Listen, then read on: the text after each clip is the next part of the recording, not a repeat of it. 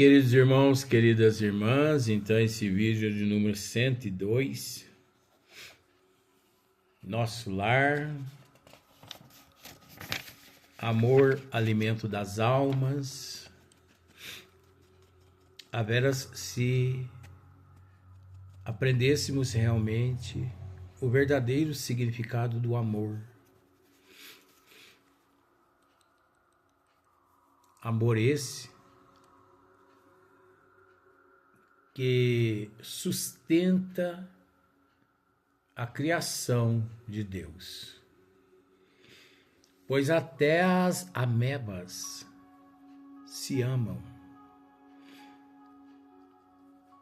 Pois até os prótons, os neutrinos, se amam. Como assim, Luiz? Mas eles são dotados de inteligência rudimentar. Tudo é dotado de inteligência, cada qual no seu nível evolutivo que nós desconhecemos, por isso não devemos subestimar nada. Porque existe um ditadozinho que entre o céu e a terra há tanta coisa que nós desconhecemos. Céu é mitologia, simbólico. Mas entre Deus e nós existe tanta coisa que nós desconhecemos. Por isso não devemos ignorar. E sim, trabalhar.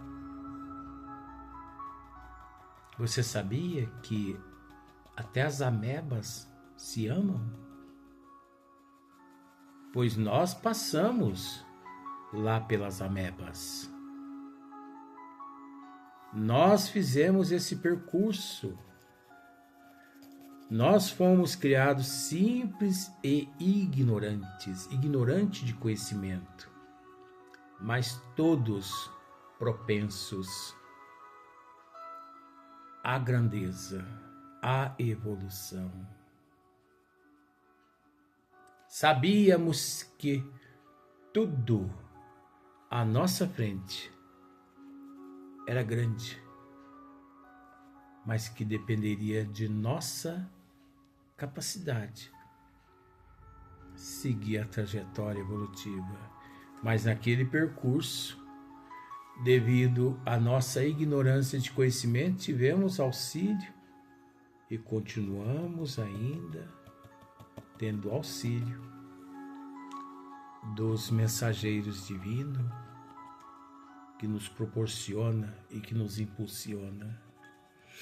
Então aqui, olha só, aprendemos em nosso lar, André, que a vida terrestre se equilibra no amor, sem que a maior parte dos homens se aperceba. Dando sequência agora. Almas gêmeas. Eu estou meio em dúvida com esse termo aqui, almas gêmeas aqui na Terra. Mas vamos lá. Almas gêmeas, almas irmãs, almas afins, constituem pares e grupos numerosos, unindo-se umas às outras, amparando-se mutuamente, conseguem equilíbrio no plano de redenção. Quando, porém, faltam companheiros, a criatura menos forte costuma sucumbir em meio da jornada. Lindo, maravilhoso. Lindo, maravilhoso. Almas gêmeas. Vejamos. Eu gosto de ler, né? Um certo trecho, depois eu volto. Almas gêmeas. No nível que nós nos encontramos, não existe almas gêmeas, conforme o termo, e sim almas que gemem juntas aqui na Terra. pois almas gêmeas não existe aqui na Terra. Aí você pode me dizer, mas Lívia e Públio Lentulus, há 2000 anos atrás, eram almas gêmeas. Não. Não, porque ela tinha compreensão e ele não, dos desígnios de Deus. Na atualidade, segundo a espiritualidade maior, ela é portadora de um equilíbrio enorme, quando também se encontra reencarnada aqui no Brasil, Lívia. Você não precisa acreditar. Como também Emmanuel se encontra reencarnado aqui no Brasil. Mesmo assim, não podemos dizer que são almas gêmeas, porque almas gêmeas são almas que retornaram ao corpo físico imantadas 100% de amor divino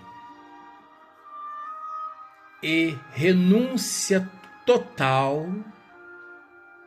uns para com os outros, em todos os sentidos. Almas gêmeas, quase sempre, elas não se casam. E quando elas se casam, é preciso entender que as almas gêmeas são aquelas que retornam ao corpo físico com a missão. São as missionárias. Almas gêmeas são as missionárias.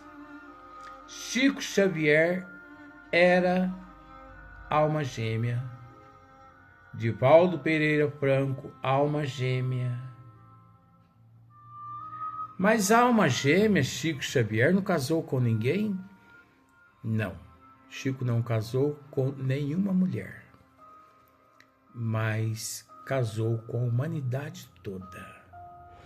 Ele soube casar com todos os homens da terra, crianças, jovens, moças, senhoras, mais novas, mais idosas.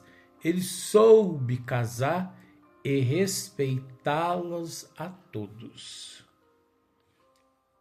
Esse é o papel da alma gêmea. É a alma missionária. Ela não casa com uma individualidade, e sim com uma coletividade, com o coletivo. Divaldo também não casou com nem uma alma, a não ser com um coletivo. Então, almas gêmeas juntas é difícil, porque elas são tão comprometidas, mas tão comprometidas com nosso Senhor Jesus Cristo, que elas preferem o coletivo e não a individualidade, e não a unidade. Você consegue entender? Porque seria uma perda de tempo se unir a uma só, se ela pode abraçar o universo, aliás, o planeta todo. Se ela pode abraçar o planeta, por que ela vai abraçar uma só? Eu acredito que alma gêmea aqui na Terra, quem teve a oportunidade de viver nessas condições foi Hippolyte Léon Denisard de Rivail e Amélie Baudet, sua esposa. Porque ela nunca interferiu em sua missão e ele nunca interferiu na missão dela. porque ela foi também uma missionária. Geralmente é assim, um se destaca mais que o outro. Estude a vida e obra e biografia da esposa de Albert Einstein para você ver. Você vai perceber que a esposa dele realizou um papel muito maior aqui na Terra que a dele. Mas é assim mesmo, não é?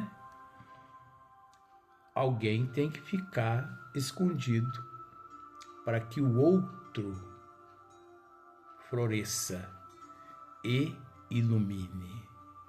Você não vê o papel da lamparina? Ninguém vê a querosene lá dentro da lamparina. Ninguém vê o pavio lá dentro. Não é verdade?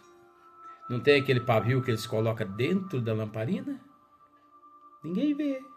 Ninguém vê a querosene, ninguém vê o pavio. As pessoas só vê a pontinha do pavio e eles pegam o fósforo, vai lá e acende. E as pessoas passam a ver aquela chama que clareia o ambiente todo. Mas você já percebeu uma coisa? Sem a lamparina, sem o pavio, não existiria aquela chamazinha que clareia todo o ambiente. Ou você quer um outro exemplo? Acenda a luz do teu quarto ou da tua sala. Vai lá. Acendeu? Acendi. Você está conseguindo ver os fios? Não. Alguém não tem que se esconder para que o outro ilumine, se ilumine, para que o outro apareça? Não é verdade? Ninguém vê o combustível no tanque do automóvel, mas é graças ao combustível que o automóvel se locomove. Ninguém vê o motor, mas é graças ao motor que o automóvel se locomove. Ninguém vê as peças internas de um cãibro, mas é graças às peças internas daquele cãibro que o carro muda de marcha. Ninguém vê as fibras internas de um pneu, mas é graças aos pneus que o carro se desliza. Ninguém vê o trabalho daquelas pessoas que trabalham fabricando o asfalto. E muitas pessoas, em vez de orar por eles, blasfemam, xingam. Que inferno! Atrasando a minha viagem. Agora eu fico parada aqui, meia hora, 40 minutos, atrasando os meus negócios. Mas se esquece que 80, 90 anos atrás não existia nem estrada de chão.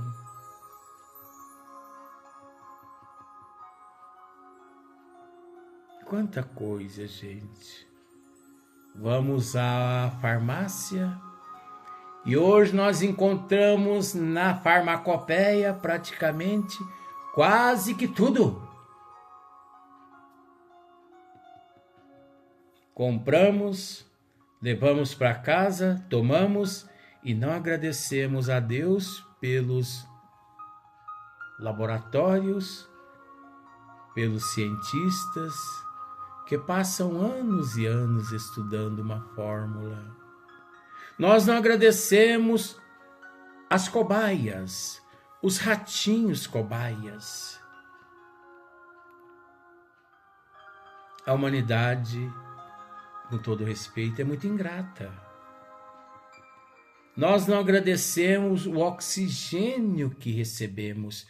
Nós só lembramos no oxigênio quando adquirimos uma deficiência pulmonar e que passamos a usar o oxigênio artificial.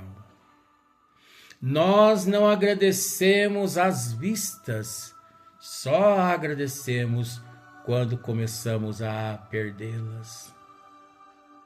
O ouvido, quando começamos a perder a audição. As cordas vocais, quando começamos a perdê-las. Os movimentos do braço, só quando começamos a perdê-los. E assim sucessivamente. Só agradecemos a Deus pelos pais quando nós os perdemos. Porque enquanto eles estão conosco, nós não os valorizamos. E se os valorizamos, não é o suficiente. E assim sucessivamente. Quanta coisa! Quantas pessoas almoçam, jantam e não agradecem a Deus a panela, o arroz, o feijão, o fogão a gás, o fogão a lenha, o fósforo que acende o fogo, o óleo. Nós não agradecemos. Nós não agradecemos a Deus o banho quentinho, a toalha que nos enxuga, o sabonete que realiza no nosso corpo a asepsia, a coberta que nos esquenta, a cama que nos acolhe, o sofá que nos abraça.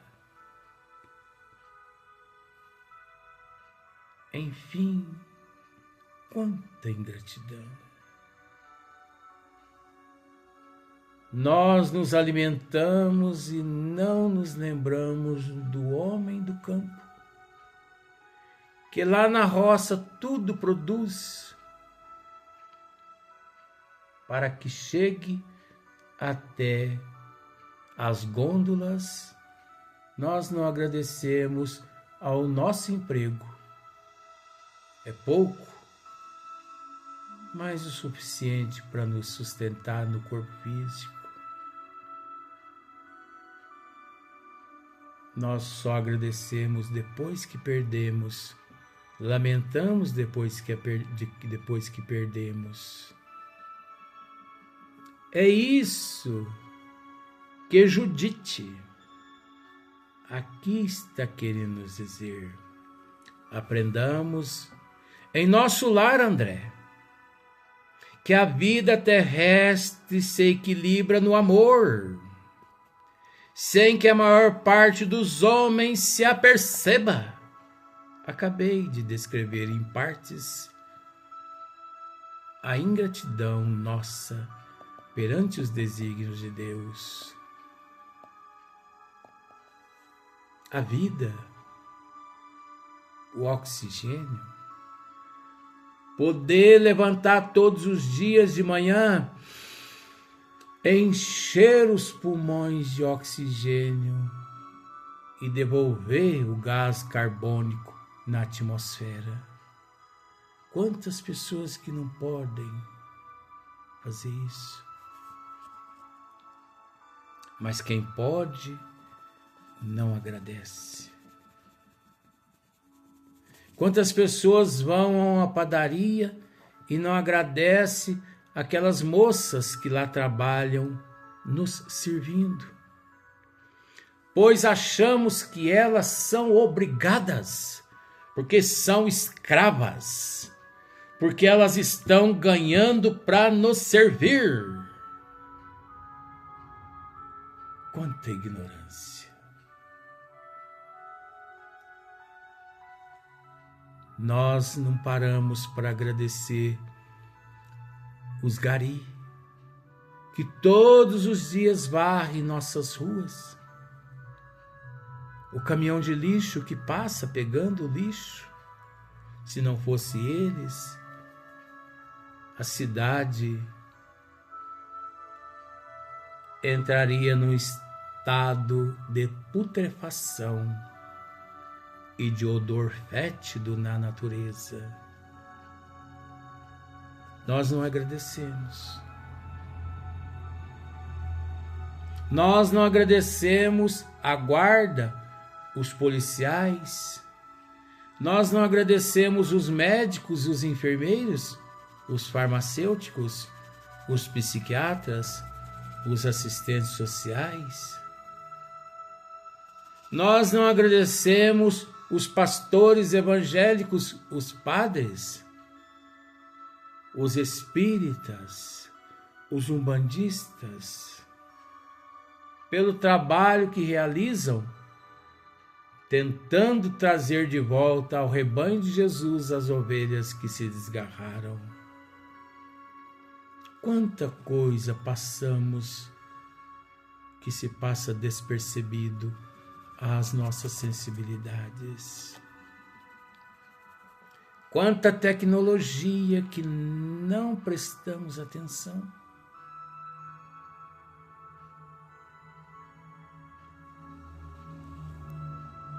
Almas gêmeas. Quantos milhões de almas irmãs aqui na Terra, juntas umas às outras, que se reencontram na condição de esposa, de esposo, de irmãos, de primos, de amigos, porque as almas irmãs, elas não se reencontram só na condição de marido e mulher, não. Irmãos, amigos que se reencontram, almas irmãs, almas afins, aquelas pessoas que você bate os olhos nela e pensa, eu a conheço de algum lugar. Mas quantas almas que batemos os olhos e vem em nossa mente a repulsa. Graças a Deus por conhecermos as nossas debilidades, as nossas fraquezas. Pois quando eu bato os olhos em você e penso, não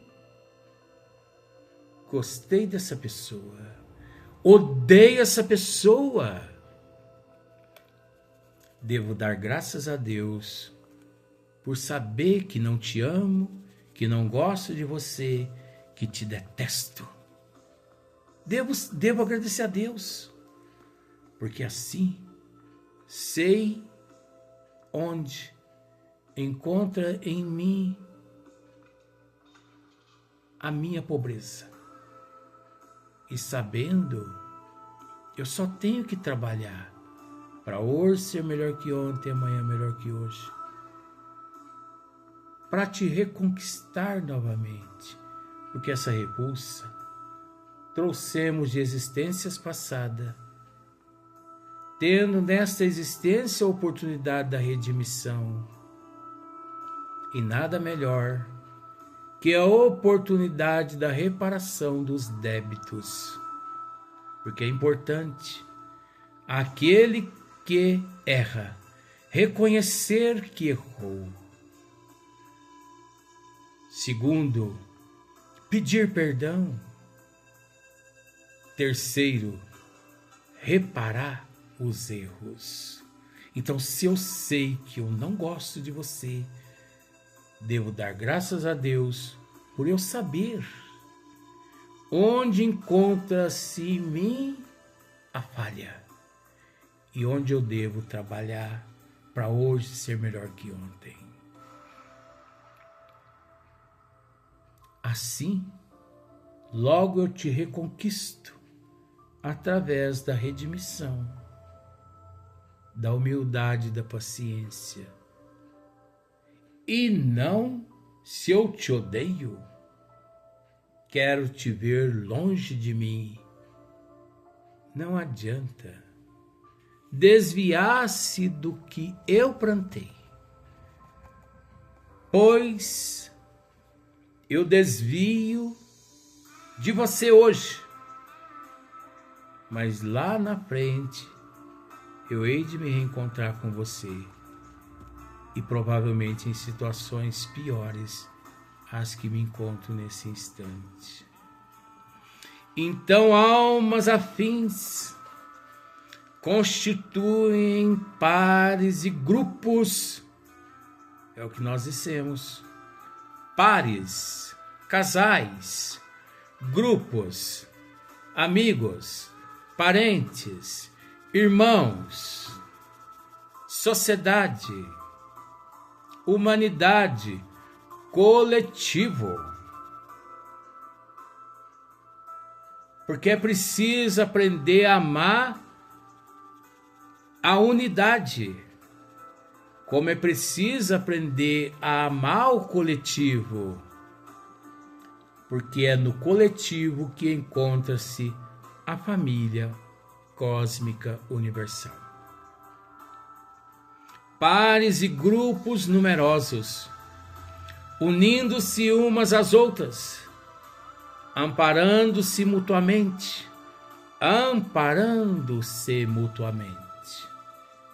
Quem não precisa um do outro aqui na Terra? Não só na Terra, no universo.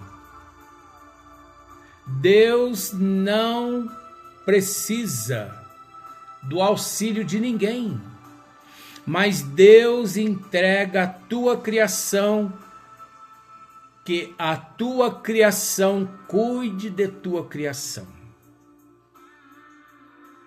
Deus delega a tua criação. Nosso irmão passou aqui novamente. Deus cuida da tua criação através da tua criação. Um reino ajuda o outro reino a evoluir.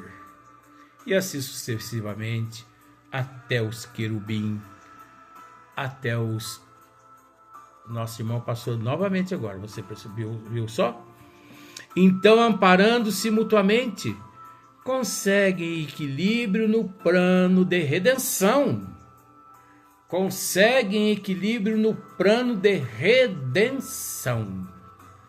Não há redenção sem equilíbrio mútuo.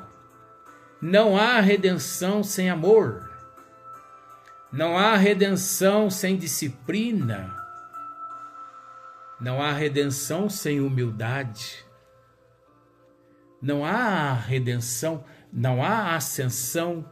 Nosso irmão passou novamente agora.